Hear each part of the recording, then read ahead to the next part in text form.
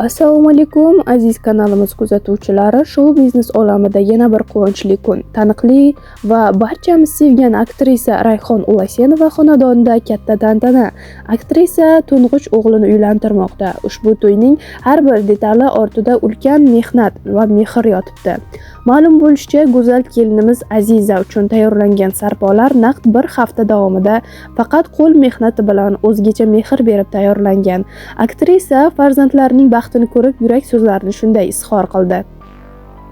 Farzandlarim Aziz va Aziza, sizlarga dunyodagi eng go'zal baxtni tilayman, deydi to'lqinlanib Rayhon Ulasenova. To'y taklifnomasi esa haqiqiy san'at asari bo'lgan. Aktrisa taklifnoma haqida to'xtalib, men kelinimning taklifnomasini maxsus chig'anoq ichida yasatdim. Chig'anoq ichidagi dur bitta bo'lgani kabi mening kelinim ham bitta, deydi. Eng qiziqarlisi va tahsinga loyiq tomoni shundaki, ushbu chiroyli taklifnomalarni kuyov bola Azizning o'zi o'z qo'llari bilan yozib chiqqan. Biz ham yosh oilaga baxt va saodat tilaymiz. To'ylar muborak bo'lsin. Show biznes yangiliklari sizga qiziq bo'lsa, bizning kanalga obuna bo'ling, like bosing va qo'ng'iroq tugmasini bosishni ham unutmang, hurmatli tomoshabin.